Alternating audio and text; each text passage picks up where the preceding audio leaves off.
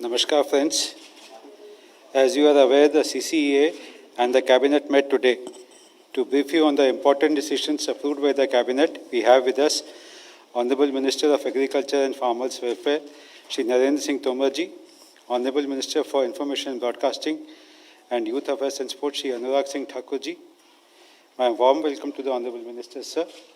My welcome also to Secretary Agriculture, Shri Sanjay Agarwal, and Secretary Donor, Shri Inderjeet Singh.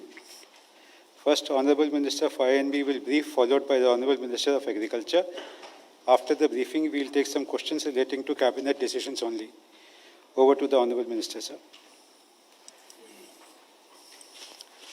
नमस्कार। कृषि एवं किसान कल्याण मंत्री आदरणीय नरेंद्र सिंह तोमर जी, उपस्थित अधिकारीगण, मीडिया से आए प्रिय मित्रों, आज कैबिनेट की बैठक में जिन विषयों पर चर्चा हुई और जो अप्रूवल हुई,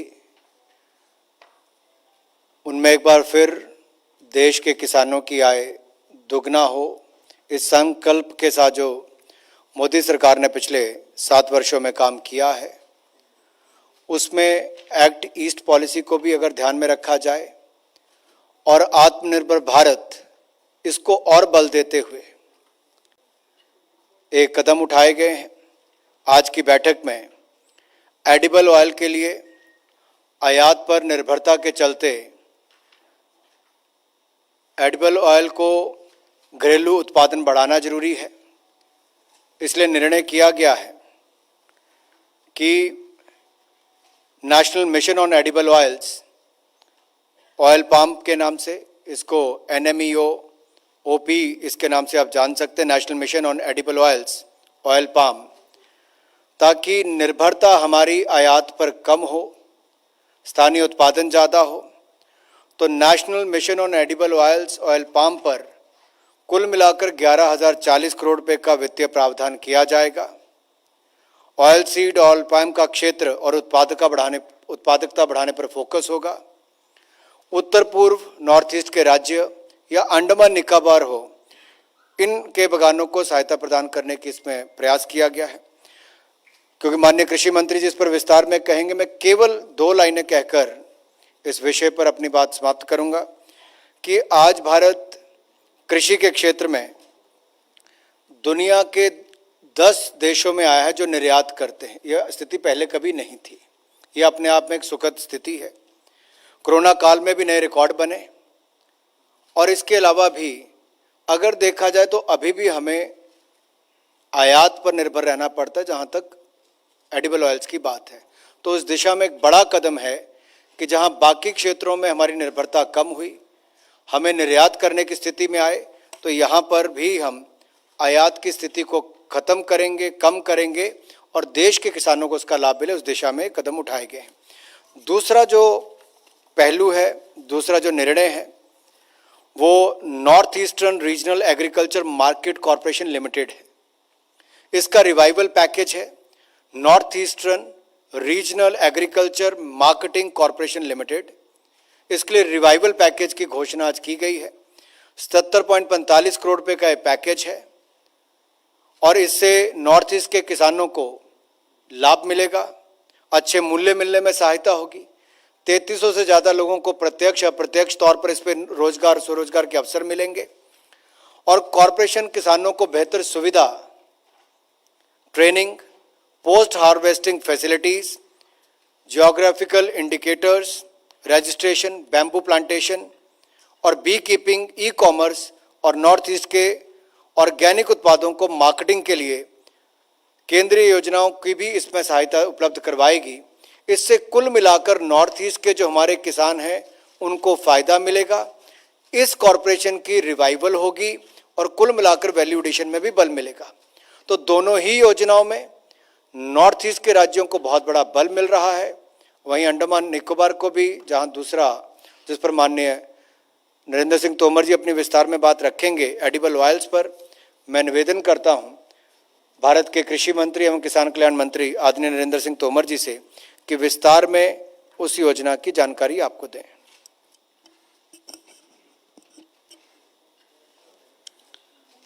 आदरणीय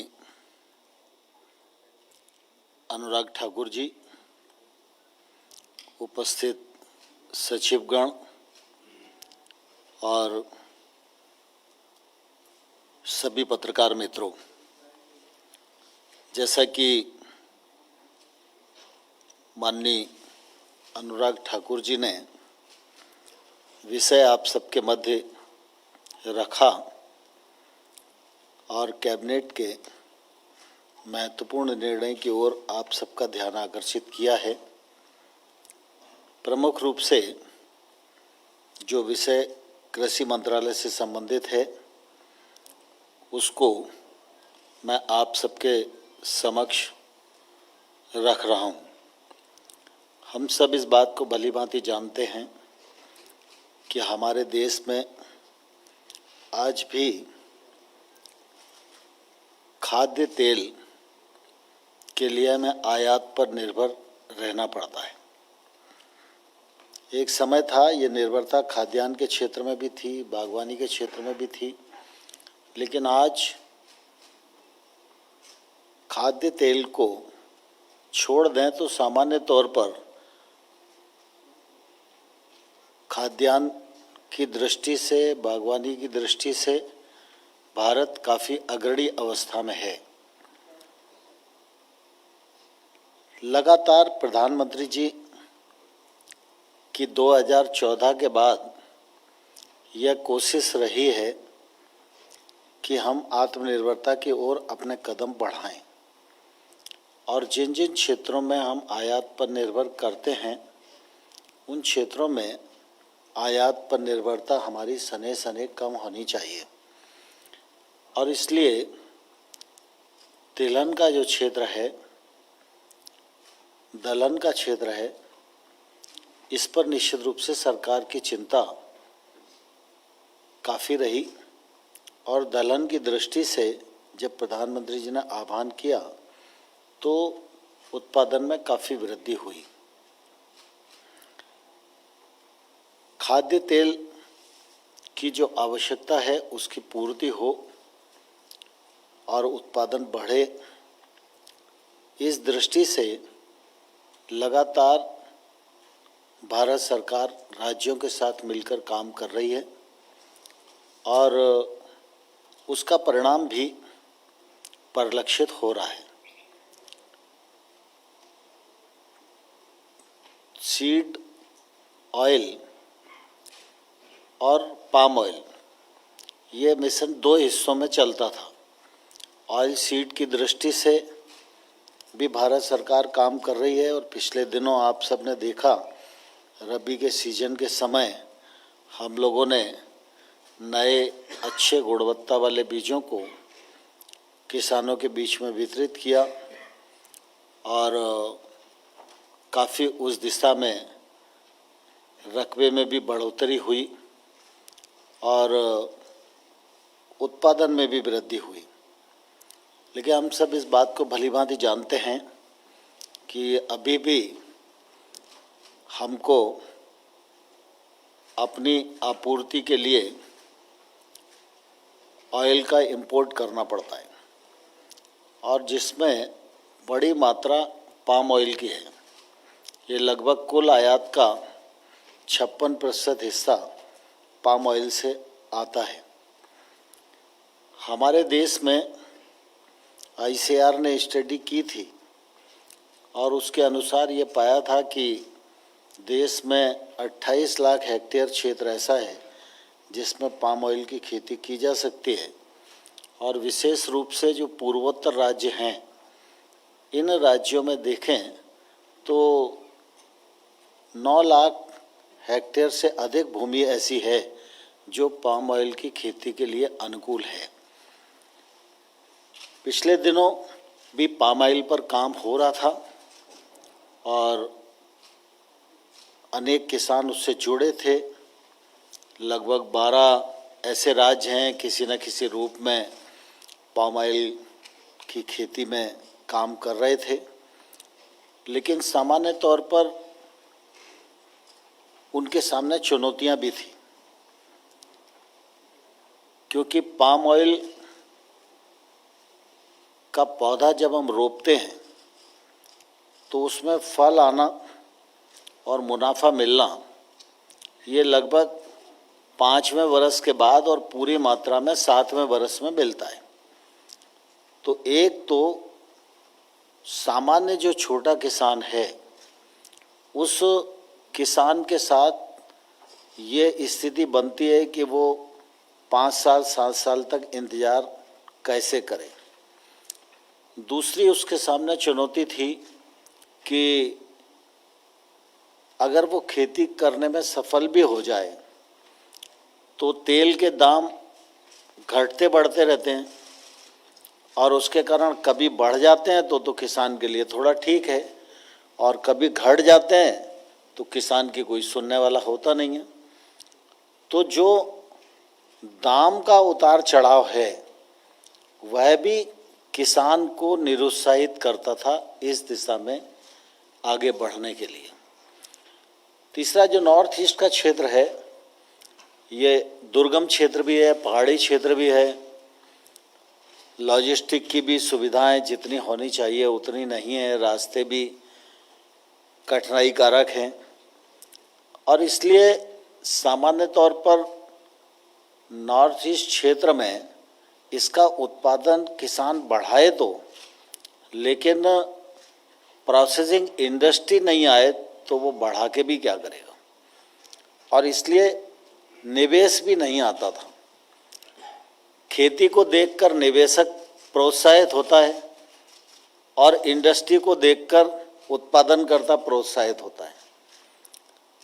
तो इसलिए ये चुनौतियां थीं और इन चुनौतियों का समाधान करने की दिशा में भारत सरकार ने ऑयल पाम मिशन का निर्णय किया और उसके अंतर्गत इन चिंताओं को समाधान करने की कोशिश की।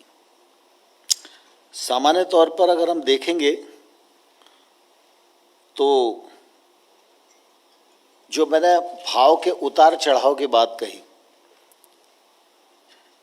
तो भाव के उतार चढ़ाव की चिंता किसान को न करना पड़े और उसका नुकसान किसान को न उठाना पड़े, इसके लिए भारत सरकार ने आज प्रधानमंत्री की अध्यक्षता में 2 निर्णय किए। एक तो पाम ऑयल का जो रॉ मटेरियल है उसका जो दाम है वो एक मैकेनिज्म बनाकर केंद्र सरकार तय करेगी। 5 साल का औसत निकालेंगे जैसे एमएसपी को करते हैं, लगभग उसी दिशा में एक मैकेनिज्म बनेगा और केंद्र सरकार उसके मूल्य का निर्धारण करेगी। तो किसान के सामने आने वाले कल में फसल आएगी तो मूल्य उसके सामने रहेगा तो वो खेती करने की ओर प्रवृत्त होगा। और साथ ही ये भी निर्णय किया है कि अगर मार्केट में उतार चढ़ाव आया और किसान की फसल का मूल्य कम हुआ तो जो अंतर की राशि है वो केंद्र सरकार डीबीटी के माध्यम से किसान को भुगतान करेगी। इसलिए किसान की जो वाजिब दाम की चिंता रहती है वह उससे मुक्त हो सकेगा। यह मैं समझता हूँ बहुत बड़ा निर्णय इस दृष्टि से है। दूसरा, इसी प्रकार से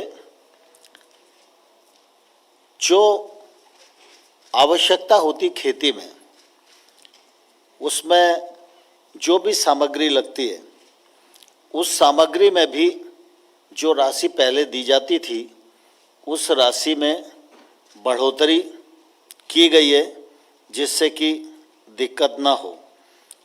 दूसरा, पूर्वोत्तर क्षेत्र में लोग इंडस्ट्री लगाने के लिए प्रवृत्त हो सकें,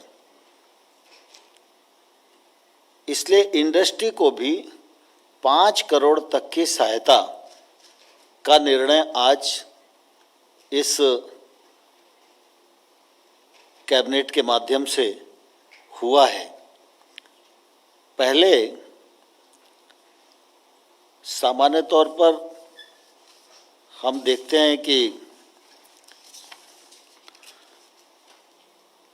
पाम ऑयल की जो रोपड़ सामग्री होती थी उसके लिए अनुदान 12,000 रुपया प्रति हेक्टेयर दिया जाता था। अब इसको बढ़ाकर 29,000 रुपया प्रति हेक्टेयर कर दिया गया है। रोपड़ सामग्री मतलब पौध की कमी को दूर करने के लिए 15 हेक्टेयर तक की नर्सरी को 80 लाख रुपया यह देश में अन्य किसी भी राज्य में बने और पूर्वोत्तर और अंडमान क्षेत्र में 1 करोड़ तक की सहायता देने का भी निर्णय आज किया गया है। इस संपूर्ण योजना में 11,000 करोड़ रुपए भारत सरकार खर्च करेगी। राज्य सरकार और भारत सरकार की देश भर में 60-40 और पूर्वोत्तर क्षेत्र में 90-10 की हिस्सेदारी के हिसाब से यह काम आगे बढ़ेगा। जमीन का सुधार हो, खेत की बाउंड्री वाल हो या लोग छोटे छोटे क्षेत्रों में भी पाम ऑयल का उत्पादन कर सकें, इन सब छोटे छोटे मदों में भी किसान को मदद की जाए, इसके लिए भी प्रावधान आज इस कैबिनेट ने किया है। मैं समझता हूँ कि तिलहन की जो समस्या है उसके समाधान की दिशा में यह मोदी सरकार का एक बड़ा निर्णय है और इस निर्णय के परिणाम स्वरूप आज जो पाम ऑयल की खेती देश में 3.5 लाख हेक्टेयर के लगभग हो रही है, यह आने वाले कल में 10 लाख हेक्टेयर तक जाएगी और जो हमारा ऑयल का उत्पादन है वह भी 25-26 तक 11 लाख टन और 29-30 तक 28 लाख टन होगा। तो मैं समझता हूँ कि इस दिशा में एक बड़ी पहल प्रधानमंत्री नरेंद्र मोदी जी के नेतृत्व में आज की जा रही है और मैं समझता हूँ कि इसका बड़ा फायदा किसानों को होगा, किसानों को वाजिब दाम मिलेगा, किसानों को अच्छी टेक्नोलॉजी मिलेगी, रोजगार के अवसर सृजित होंगे और पूर्वोत्तर क्षेत्र में निश्चित रूप से अर्थव्यवस्था को इसके कारण बल मिलेगा और किसान के जीवन स्तर में बदलाव आएगा। इस दृष्टि से यह निर्णय निश्चित रूप से बहुत महत्वपूर्ण है। यही प्रमुख रूप से मुझे आप सबके मध्य रखना था। आप सबके मन में अगर कोई सवाल हो तो ज़रूर बताइएगा। Number 19.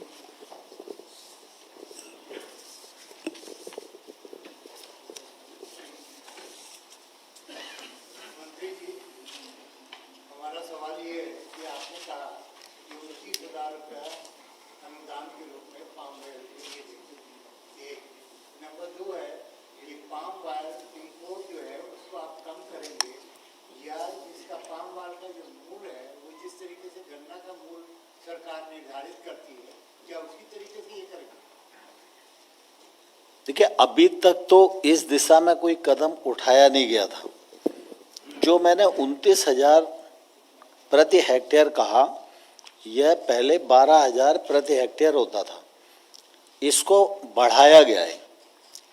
नर्सरियों के लिए भी सहायता बढ़ाई गई है, उसके प्रावधान किए गए हैं जिससे कि ज़्यादा से ज़्यादा पौध का निर्माण हो और पौध की जो मांग हमारी घरेलू है उसकी आपूर्ति हो सके।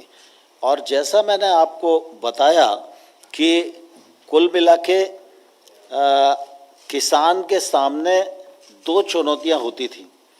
एक तो ये फसल लंबे कालखंड में आने वाली है और फसल आएगी तो बाजार के उतार चढ़ाव के कारण वो फसल कितने में बिचेगी, उसे कितना दाम मिलेगा, ये अनिश्चितता उसके सामने रहती थी, इसलिए राज्य भी इस दिशा में कम प्रवृत्त होते थे और किसान भी कम प्रवृत्त होता था। इन चुनौतियों को पहचान कर भारत सरकार ने यह निर्णय किया है कि कुल मिला के किसान को किसी भी प्रकार का नुकसान ना हो। अगर उसको भाव के कारण कोई नुकसान होगा तो उसकी भरपाई भारत सरकार करेगी। 62. सर मेरा सवाल नरेंद्र सिंह तोमर जी से है। सर किसानों की आय को दोगुना करने के लिए आपकी सरकार लगातार काम कर रही है, लेकिन पिछले जनवरी के महीने से देखें जो किसान संगठन है पिछले 6 महीने से उनके साथ आपकी कोई बैठक नहीं हुई।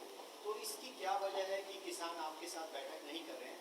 और इसी से जुड़ा हुआ एक सवाल है, क्या आपको लगता है कि यूपी और पंजाब जैसे राज्यों में चुनाव है तो जानबूझकर इस आंदोलन को टालने का प्रयास किया जा रहा है ताकि लंबा चले? देखिए, दरअसल भारत सरकार किसानों के घर में समृद्धि आए और खेती की अर्थव्यवस्था मजबूत हो, इस दिशा में पूरी तरह किसान के प्रति प्रतिबद्ध है। लगातार भारत सरकार की यह कोशिश है कि किसान की आमदनी बढ़े, किसानी करने में जो लागत आती है वो लागत कम हो, किसान नई तकनीक से जुड़े, किसान महंगी फसलों की ओर आकर्षित हो, किसान पर लगी हुई बंदिशें समाप्त हों, अपना भाव तय करने के लिए वो स्वतंत्र हो। इस दिशा में भारत सरकार ने पिछले 7 वर्षों में अनेक निर्णय किए हैं और सिर्फ एक कृषि मंत्रालय का ही निर्णय नहीं है। अगर किसान की आमदनी दोगुनी करने की बात करेंगे तो भारत सरकार के अनेक मंत्रालय मिलकर काम कर रहे हैं कि किसान की आमदनी बढ़े। जहाँ तक आंदोलन का सवाल है तो ये विषय मुझे लगता है कि आज का है नहीं, लेकिन मैं आपको इतना जरूर बताना चाहता हूँ कि इस दौर में भी अगर आप देखेंगे तो किसान ने घनघोर परिश्रम किया है। यही समय था जब कोविड था, यही समय था जब लॉकडाउन था। उस परिस्थिति में भी किसान ने बम्पर पैदावार करके अपने दायित्व का सफलतापूर्वक निर्वहन किया है। सरकार ने गत वर्षों की तुलना में अधिक उपार्जन करके अपने दायित्व का निर्वाह किया है। 129.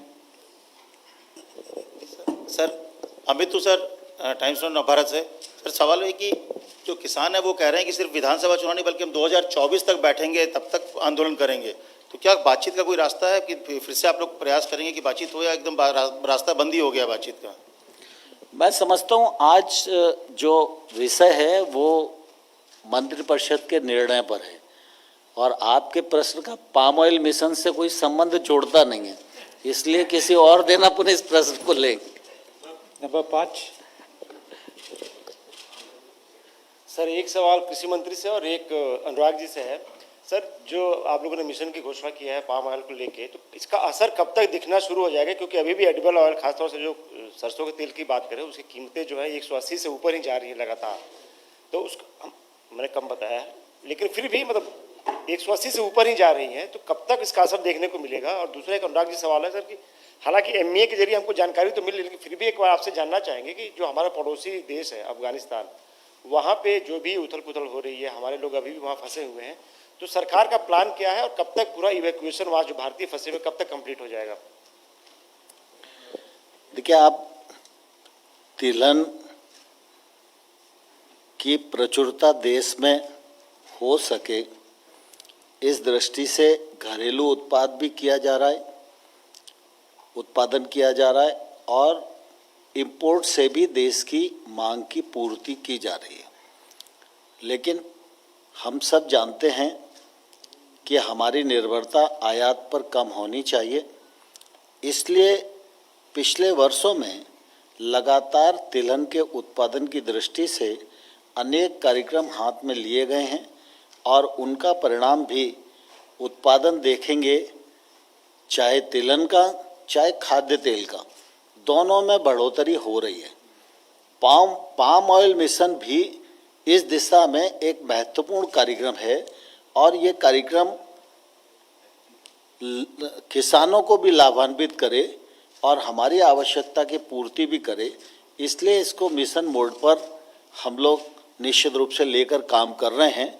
और मुझे लगता है कि जो समय एक पौधे को फल देने में लगता है उतना समय तो हमें खेती के हर क्षेत्र में देना ही पड़ेगा, क्योंकि एक नया बीज बनाना है तो उस बीज को बनाने के बाद खेत तक ले जाने के लिए जो यात्रा है वो यात्रा तो होगी ही। तो पाम ऑयल का पौधारोपण भी हो और पाम ऑयल के फल भी आएँ, लेकिन मैं समझता हूँ कि जल्दी ही हम लोग इस दिशा में समाधान की तरफ पहुँचेंगे। जहाँ तक अफ़गानिस्तान वाली बात आपने कही, तो मेरा आपसे अनुरोध सिर्फ इतना ही है कि उसके लिए जो अधिकृत होंगे वही जवाब देंगे। Number 54। I am Nivedita from IANS। 2 सवाल है मेरे। एक तो नॉर्थ ईस्टर्न स्टेट्स और अंडमान निकोबार जैसी जगह जहाँ पर बहुत सुंदर बायोडाइवर्सिटी है, उसको तोड़कर आप वहाँ पर मोनोकल्चर पाम ऑयल क्यों प्रमोट करना चाह रहे हैं?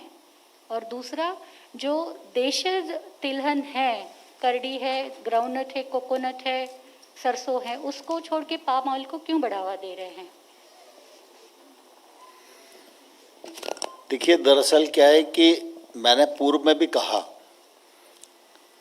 पाम ऑयल की खेती के लिए ICAR ने एक स्टडी की थी और इस स्टडी में उन्होंने रिकमेंड किया कि देश भर में 28 लाख हेक्टेयर क्षेत्र है जहां पाम ऑयल को उगाया जा सकता है, जिसमें 9 लाख हेक्टेयर सिर्फ पूर्वोत्तर राज्यों में है। और ये जो 9 लाख हेक्टेयर क्षेत्र है, ये किसी दूसरी फसल को या किसी जंगल को काट कर नहीं दिया जा रहा, ये खेती के लिए ही उपलब्ध है। और दूसरा एक कारण ये भी है कि एक तो भूमि की उपलब्धता, जलवायु की अनुकूलता, और साथ ही साथ अगर आप देखेंगे तो पर्यावरण की दृष्टि से भी यह संतुलन बनाने में काम आएगा। और साथ ही पाम ऑयल के क्षेत्र में काम करना इसलिए भी हमें आवश्यक लगता है कि बाकी जो तिलहन की फसलें हैं, सरसों है, मूंगफली है, सोयाबीन है, सूरजमुखी है, ये जो सब फसलें हैं, इन फसलों में भी उत्पादकता बढ़ाने के लिए निरंतर हमारे वैज्ञानिक काम कर रहे हैं और उत्पादकता निरंतर बढ़ भी रही है। लेकिन हमारी मांग और आपूर्ति में जो एक बड़ा गैप है, उस गैप को अगर जल्दी भरना है तो निश्चित रूप से हमें ऐसी फसलों पर जाना पड़ेगा जिन फसलों में पैदावार अधिक है। तो 1 हेक्टेयर में जितना सरसों होती है, अगर 1 हेक्टेयर में पाम ऑयल पैदा करें तो वो सरसों के उत्पादन से कई गुना अधिक होता है। तो स्वाभाविक रूप से अगर हम बाकी फसलों को प्रमोट तो कर ही रहे हैं, लेकिन हम कितना भी प्रमोट करें तो भी पाम ऑयल की और उसकी गति की कोई तुलना नहीं हो सकती। ठीक है, मुझे लगता है। जी सर, धन्यवाद। Thank you. Concern ministry. अच्छा, क्या है? It's related.